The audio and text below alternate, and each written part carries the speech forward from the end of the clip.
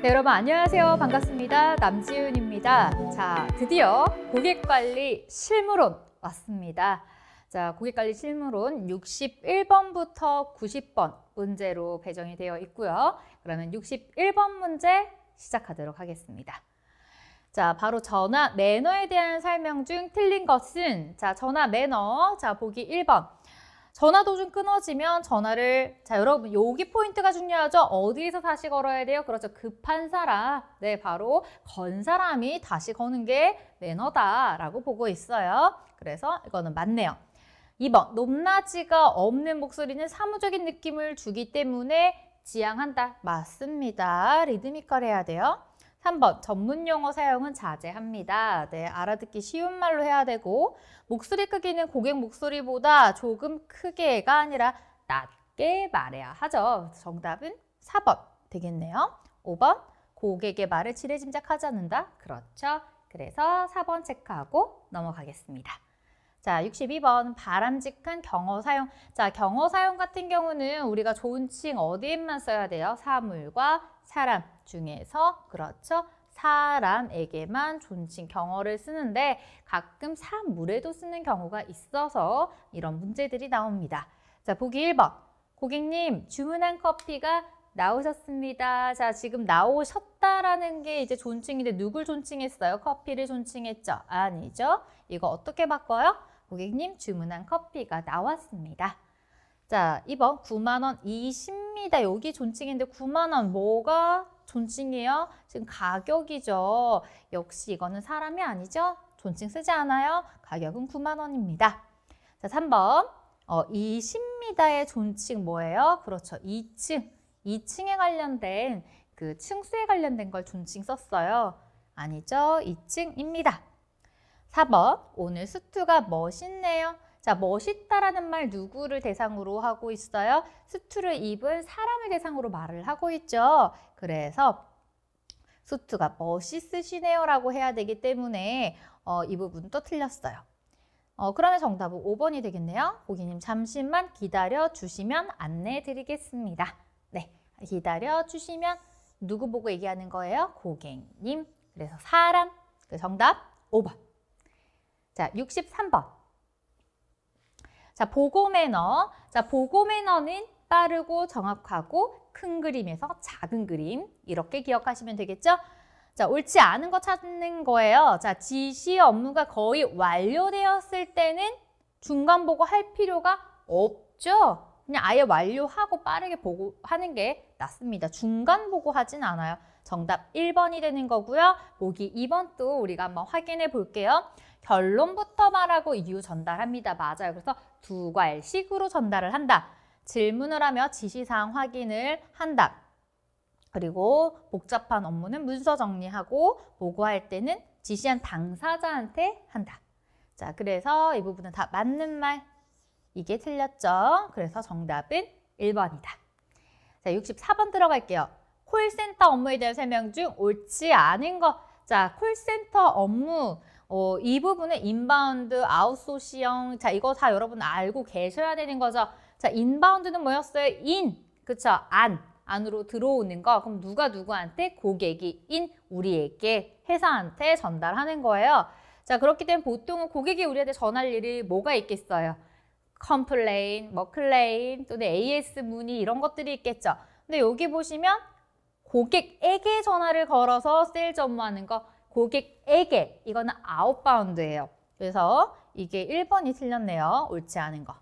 자, 2번 아웃소싱이나 직할, VOFP 이거 전부 다 여기 잘 연결된 부분입니다. 여러분 눈으로 확인해 주시고 넘어가도록 할게요. 자, 65번 스크립트의 필요성 아닌 거. 자, 콜센터 즉 스크립트 시나리오죠. 이 시나리오 왜 필요할까? 자, 보면요. 능력 향상시킬 수 있다. 그렇습니다. 생산성 향상시킬 수 있다. 맞아요. 차별성을 부여할 수 있다. 여러분 똑같은 시나리오를 보고 직원들이 응대를 하잖아요. 물론 그 중간에 고객이 예상치 못한 대화가 오면 거기에 맞는 응대를 하지만 기본적인 스크립트가 있다는 건 차별성 부여가 아니죠. 서비스의 일관성이죠. 그래서 3번이 정답이 되어야 합니다. 서비스 표준화를 두기 때문에 차별성하고는 관련이 없습니다. 차별성 아니에요. 5번 통화 시간 조절 가능하죠. 왜? 시나리오가 있으니까 기본적으로 예상 가능한 통화 시간 생각할 수 있습니다. 네, 정답 3번. 자, 66번. 자, 스크립트 작성 시 도입 부분에 들어가야 하는 내용은? 자, 이 스크립트를 작성할 때는요. 이렇게 도입, 본론, 종결 이렇게 세 가지로 나뉘어서 우리가 조금 고려를 해야 되는 부분이 있었죠. 자, 그러면 도입 부분에는 어떤 게 들어가야 될까? 자, 보기 1번부터 확인하겠습니다. 고객들이 반론을 했을 때 대응 자료 준비. 자, 반론한다는 건요. 여러분 우리 통화에서 주로 도입이 아니죠. 그렇죠. 한참 얘기를 할 때 뭐 이런 얘기들이 왔다 갔다 하죠. 그래서 이거는 본론에 해당이 됩니다. 보기 2번. 고객이 받게 될 2.2주의 설명. 이것도 뭐예요? 그렇죠. 본론에 해당이 되죠. 본격적으로 우리가 뭔가 설명할 때잖아요. 3번. 상대방이 의사결정권자인지 확인 후 진행한다. 자, 이게 바로 정답이죠. 자, 이 부분 다시 얘기를 드리면 의사결정권자가 아닌데 그 사람을 붙들고 뭔가를 얘기하면 서로 힘들다. 그렇기 때문에 첫 시작, 도입 부분에 반드시 의사결정권자인지 확인을 한다라고 했습니다. 그래서 정답 3번이고요. 그래도 4번, 5번 우리 확인해 봐야겠죠? 자, 4번에 보시면 선택에 대한 자신감과 확신을 고객한테 전달한다. 고객님, 이 상품 구입하신 거 절대 후회하지 않으실 겁니다. 자, 이 말은 보통 언제예요? 그렇죠. 종결 끝날 때쯤에 한 번 더 꽝꽝 찍어주죠. 그리고 고객 거절하면 혜택 다시 강조하는 거 언제? 본게임 때 본론에 이 부분에서 한 번 더 강조한다. 자, 그래서 정답은 3번 되겠습니다. 자, 67번. 콜센터 조직 구성원 중 다음 내용에 해당되는 거. 자, 우리가 콜센터 조직 구성원 하면 이 표를 여러분들이 떠오르셔야 한다고 했어요. 그래서 텔러마케터는 뭐였어요? 네, 실질적인 업무 진행, 유니트 리더는 유니트 단위, 10명 또는 단위 얘기 나오면 유니트 리더, 슈퍼바이저 뭐였어요? 슈퍼맨, 리더십, 지휘, 나를 따르라 이런 경우 기억하시고요. QAA는 뭐였어요? 영어 기억하시면서 통합품질 관리자. 자, 그러면 지금 나오는 문제는 어떤 거다? 자, 지휘를 하고요. 전략을 수립하고요. 이거 뭐였어요? 나를 따르라. 리더, 슈퍼맨. 이제 그래서 슈퍼바이저 5번 정답이 되겠네요. 네, 넘어가겠습니다. 자, 68번 모니터링 데이터를 활용하는 것이 아닌 거 한번 볼게요. 자, 콜센터 모니터링 데이터, 콜센터 직원들이 잘 하고 있나 모니터링 했던 그 데이터를 가지고 얘기를 하는 거죠. 1번, 업무의 프로세스를 개선해서 마케팅이나 세일즈 부서에서 활용을 할 수가 있다. 자, 이 부분 보면요. 어때요? 마케팅 이런 부분 다 활용 가능하죠? 고객하고 주고받은 대화나 이런 부분들 통해서 상담원의 능력을 분석해서 선발 과정, 그쵸? 모니터링 하면서 누가 잘 응대를 했나 확인 가능하니까요. 교육에 대한 니즈, 만약에 많은 직원들이 조금 교육을 받아야 되겠다. 이렇게 판단이 되면 교육 진행하겠죠. 보상과 인정을 통해서 동기부여합니다. 모니터링해서 잘한 직원들한테는 보상해주면 좀 더 좋겠죠. 그러면 정답은 5번이네요. 기업의 이윤 창출에 활용된다. 이렇게 상담원들의 동기부여가 되고 뭐 능력이 향상되면 최종적으로는 기업의 이윤 창출에도 도움은 되겠지만 여기에 활용하려고 이거를 만들거나 시행하는 건 아니라는 거죠. 그래서 정답은 5번이다. 자, 69번. 고객 상담 화법 중 저희 서비스 가격이 고가인 점이 특징입니다. 라고 표현한 거는 어떤 화법인가? 자, 화법에 관련된 문제 여러분 꼭 기억을 하고 계셔야 합니다. 여기서 보시면요. 고가인 부분, 고가는 여러분 고객 입장에서는 장점이에요? 단점이에요? 네, 고객 입장에서는 가격면에서 고가는 단점으로 보고 있습니다. 단점인 부분들을 특징이라고 얘기를 하는 거는 어떤 거예요? 그렇죠. 그거를 오히려 그냥 딱 얘기를 함으로써 부메랑 화법, 즉 그냥 이렇게 딱 돌려서 다시 돌아오는 그걸 아예 보내버리는 게 아니라 맞아요. 이건 저희 제품이 이게 고가인데 그게 특징이에요. 이렇게 얘기를 하는 게 부메랑 화법이에요. 그래서 한번 체크하시면 되고요. 나머지 화법들에서도 여러분들이 보셨을 때 저거 잘 모르겠는데 하신다면 다시 이론서 보시고 한번 더 확인해 주시면 좋겠습니다. 자, 70번. 고객의 입을 통해 처리할 사항을 확인받는 질문 기법. 자, 항상 이렇게 문제를 보다 보면 문제에 힌트가 많이 숨어 있을 때가 있어요. 여기에는 뭐가 숨어 있을까요? 고객을 통해서 어떤 처리한 사항을 확인받는 거래요. 그러면 뭐예요? 쉽죠? 그쵸? 바로 여기 있는 확인형 질문 체크하시면 되겠습니다. 자, 다음 문제. 자, 코칭에 대한 문제고요. 장단점에 대한 설명 중 옳지 않은 거, 틀린 거 보고 있네요. 코칭은 어떤 거였어요? 누구가 A라는 사람이 B라는 사람을 장기적으로 미래를 보면서 이렇게 같이 진행을 하는 부분들이 코칭이죠. 더 나아갈 수 있게 교육을 진행하는 거. 자, 보기 1번. 장점으로는 업무 수행 성과와 직접적으로 연관이 있다. 자, 이거 보기 1번에 관련된 거 별표. 왜냐하면 함정으로도 많이 나오는 문제입니다. 자, 여기 보시면요. 업무 수행 성과와 직접적으로 연관이 있다. 이거 장점일까요? 단점일까요? 네, 뭐 사람에 따라서 이거 그래도 스트레스 받지 않나요? 그렇게 보실 수도 있지만 만약에 잘한다면 업무적으로도 굉장히 좋은 이득을 받을 수 있겠죠. 그래서 이거는 장점으로 보고 있어요. 그래서 이거는 맞다라고 보시면 되겠습니다. 그리고 문제에 따라서는 여기 부분을 직접적이다라고 해야 되는 게 맞는데 간접적이라고 표현을 할 때도 종종 있어요. 그때 여러분 함정 빠지지 않으시길 바랄게요. 자, 이번에 단점으로는 코치 능력에 따라 성과가 좌우된다. 그렇죠. 맞습니다. 자, 장점은 1대1 방식이기 때문에 시간이 적게 든다. 여러분, 일단 1대1 방식은 맞아요. 그러나 1대1 방식이다 보니까 시간이 적게 드는 게 아니라 많이 들어요. 그래서 이거는 장점이 아니라 단점이다라고 해야 되는 게 맞습니다. 그래서 정답은 일단 3번이 되는 거예요. 자, 4번 이어서 볼게요. 단점으로는 매일 진행되는 코칭은 그렇죠. 매일 진행되면 너무 스트레스 받죠. 부담될 수 있어요. 그리고 코치와 학습자의 계약 관계가 성과에 지장을 주는 것은 이거는 단점이다. 맞습니다. 계약 관계와 관련된 거는 단점. 여러분 수행, 성과랑 관련된 거는 장점. 이렇게 여러분 꼭 기억해 주세요. 그래서 71번 정답 3번입니다.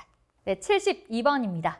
자, 코칭 스킬 관련된 거 옳은 거 찾아볼게요. 보기 1번. 자, 부하에 대해서 잘 알기 위해서 특정 질문을 한다. 그런가요, 여러분? 아니죠. 특정 질문이 아닙니다. 그래서 1번은 틀렸어요. 이 부분은 이렇게 열린 질문 또는 확대 질문 이렇게 진행을 한다라고 보셔야 돼요. 이렇게 딱 짚어서 하는 특정 질문은 사용하지 않아요. 땡. 자, 2번. 가능성을 이끌기 위해서 과거 질문보다는 미래 질문을 사용한다. 2번은 맞네요. 과거보다는 미래지향적인 질문을 하는 게 맞아요. 그래서 정답은 2번이 됩니다. 자, 그럼 3번부터 5번 왜 틀렸는지 한번 볼게요. 상사는 부하가 잘 따라오도록 리드하며 끌어간다. 자, 코칭은요, 여러분, 상사가 부하가 잘 따라오도록 리드하는 게 아니라 부하를 잘 따라가 주는 것이 코칭의 역할이에요. 그래서 3번은 틀려요. 4번, 상사는 미리 예측을 해야 된다. 예측하지 않아요. 그리고 생각하지 않아요.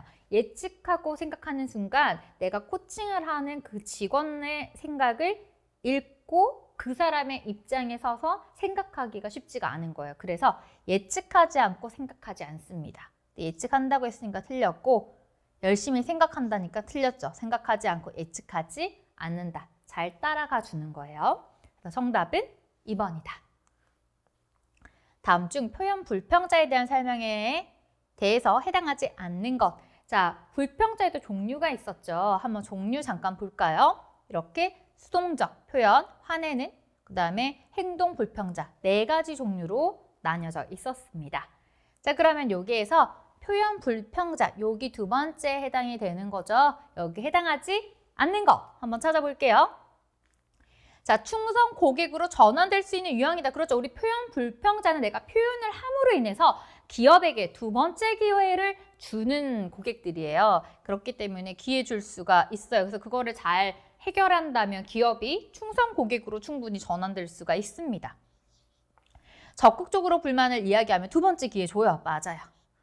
그 다음 개인적 규범은 자신들의 불만과 일치한다. 맞아요. 맞습니다. 높은 소외의식을 가지고 있다.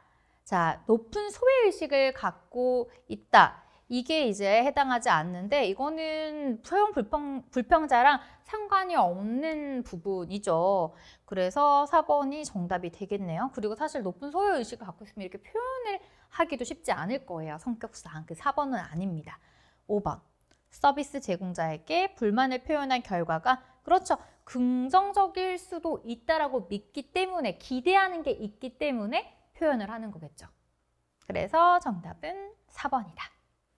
자, 74번 넘어갈게요. 자, 콜센터의 역할 중에 경영 전략 측면에 속하는 것은 콜센터의 역할.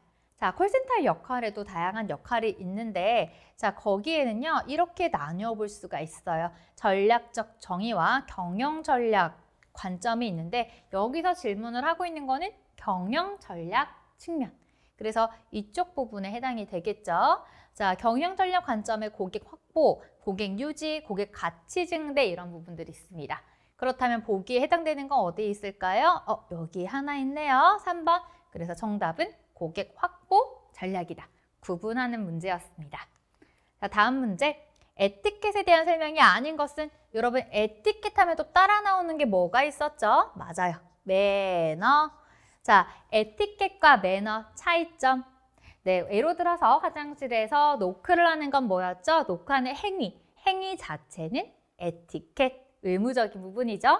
근데 노크를 할 때 꽝꽝꽝 하는 게 아니라 노크 살짝 이렇게 두드리는 거는 매너 있게 노크질을 하는 거죠. 그래서 매너 부분은 여기 노크의 어떤 힘, 이런 부분에 해당이 됩니다. 자, 에티켓에 대한 설명이 아닌 거 찾아볼까요? 에티켓은 의무적인 거죠. 그렇죠. 그 다음에 규범적인 거고요. 사회 규범적. 자, 외부 지향적.